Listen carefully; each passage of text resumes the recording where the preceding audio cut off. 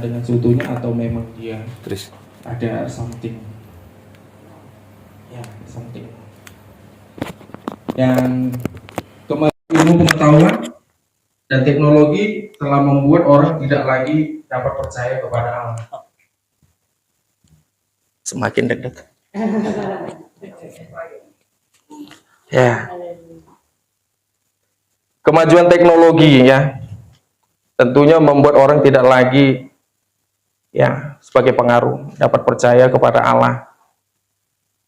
Tapi namun firman Allah menyatakan bahwa kita semua memiliki sifat ilahi bawaan. Ya kan? Masing-masing tahu.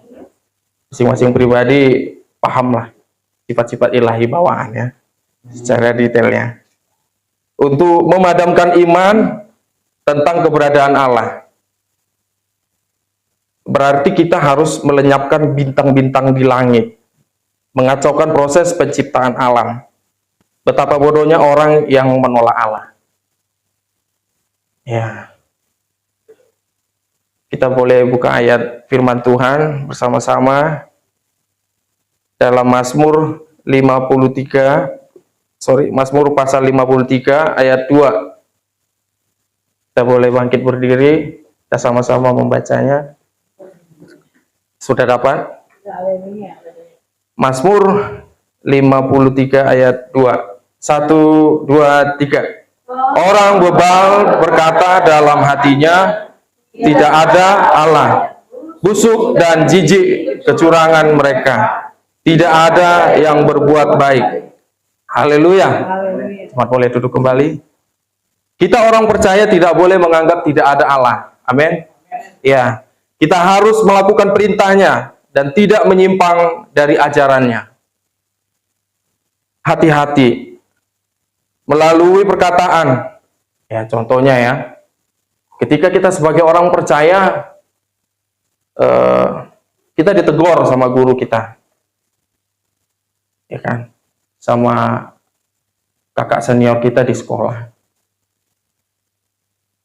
Terus kita merasa teguran itu sebenarnya tidak pantas untuk dilayangkan sama kita. Karena satu sudut yang mengecilkan betapa hinanya kita. Namun teguran itu sungguh sangat luar biasa sebenarnya kalau dipandang secara rohani. Nah,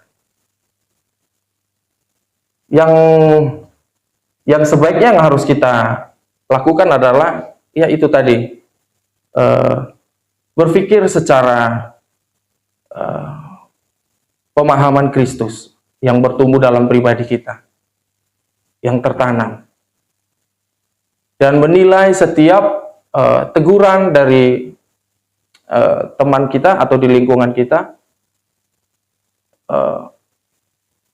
dengan cara yang lebih, atau begini, dengan cara yang supaya itu dikemas, kita mengerti maksud Tuhan itu apa melalui penyampaian teman kita tadi.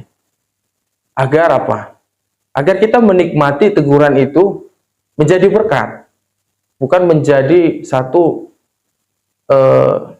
oke, mungkin kita kecerobohan ya, makanya kita ditegur. Tapi kita bisa ubah itu. Sebagai orang percaya, kita bisa ubah itu menjadi satu berkat yang lebih lagi memajukan kita, memacu kita sebagai orang yang perlu dipandang lebih oke lagi secara tentunya rohani di tengah-tengah lingkungan kita. Nah, dan dengan tindakan kita juga ya, berperilaku sesuai dengan bagaimana orang percaya tentunya. Kita dapat berlaku seolah-olah pencipta dalam semesta ini. Tidak ada. Ya bisa aja sih ya. Kita seolah-olah kita enggak punya Tuhan gitu. Karena mungkin menurut kita kemarin hasil ujian dengan cara mengandalkan kekuatan pikiran bisa tuh juara satu gitu kali ya. Ya kan? Gak perlu tuh. Kita mungkin tahu, ya kan, bisa memenangkan atau meraih prestasi yang menurut kita bisa nih dapat nilai A. Ya, itu dia tadi sebagai berkat yang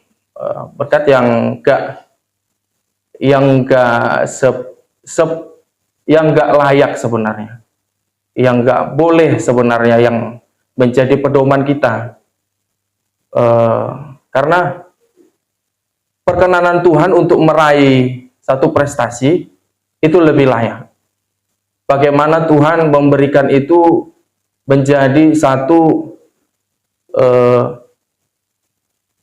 bagaimana Tuhan membuat kita sebagai alatnya untuk memberkati sekitar kita melalui prestasi tentunya yang kita raih, ya kan? Haleluya. Semakin gemetar saudara. Ya. Kita dapat mengenal Allah melalui kasih-Nya. Amin. Kuasanya, anugerahnya, dan benda ciptaannya. Ya, mari kita tunjukkan melalui firman-Nya bahwa kita tahu Allah itu nyata. Haleluya. Ya, satu kesempatan saya juga boleh melakukan penginjilan waktu itu ya sama seorang yang dari Amerika, tapi ditranslatein sama saudara perempuan saya. Dia bilang begini, Tuhan itu ya kita, kata dia. Tuhan itu kamu, Tuhan itu saya. Kita ini Tuhan, kita berhak menjadi Tuhan bagi pribadi kita, kata dia. Saya bilang, kalau kita berhak menjadi Tuhan terhadap pribadi kita, kenapa kita nggak ciptakan surga buat kita? Dia agak termenung. Sudahlah, jangan lari dari kasih-Nya Yesus. Sepertinya kamu sudah lama mengenal kasih Yesus. Cuman mungkin ini saat yang tepat untuk buka hati dan sepenuhnya menyerahkan pribadimu sama Tuhan. Ya, dia mulai membukakan hati. Ya, dia mungkin sedang dalam proses lebih percaya lagi, mematangkan pemahamannya. Kita lanjut, kita buka Yesaya 44 ayat 6. Saya akan bacakan bagi saudara. Beginilah firman Tuhan, Raja dan Penebus Israel, Tuhan semesta alam. Akulah yang terdahulu dan akulah yang terkemudian. Tidak ada Allah selain daripadaku. Ya. Tidak ada Allah selain daripada Yesus. Segala yang hidup Dia yang punya.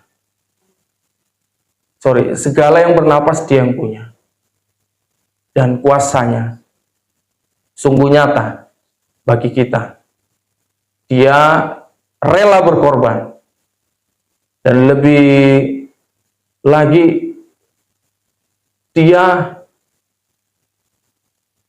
memberikan kita mahkota yang boleh sama-sama menikmatinya bersama Dia. Jadi, Tuhan Yesus punya kasih yang luar biasa. Dan kita sungguh sangat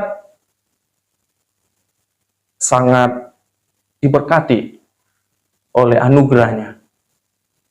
Boleh merasakan perkenanannya, boleh menikmati setiap kebaikannya. Haleluya. Kita lanjut. Yesaya 44 ayat 8b. Ya. Kamulah saksi-saksiku. Amin. Ya, kita semua ini saksi-saksi Tuhan. Adakah Allah selain daripadaku? Tidak ada gunung batu yang lain. Tidak ada ku kenal. Ya. Tegas Tuhan berkata di situ.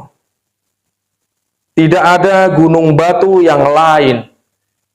tidak ada ku kenal. Dan sebagai saksi-saksi Tuhan, layakkah kita untuk tidak percaya? Layakkah kita yang sudah diberikan keselamatan untuk tidak taat pada perintahnya?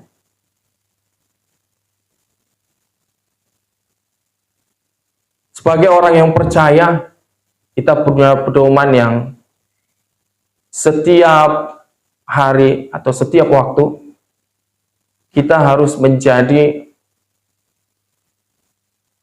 orang yang mengingat apa yang sebagai perintahnya. Karena tegas Tuhan mengatakan tidak ada gunung batu lain. Ya, tidak ada aku kenal. Tuhan tidak mengenal. Karena dialah Raja, Yesuslah Raja, segala Raja. Yesuslah yang berkuasa dari segalanya. Sebab dia Allah yang perkasa. Haleluya. Demikian firman Tuhan, semoga bertumbuh, ya, berbuah lebat, menjadi berkat bagi banyak orang kita. Haleluya, demikian. Tuhan Yesus memberkati.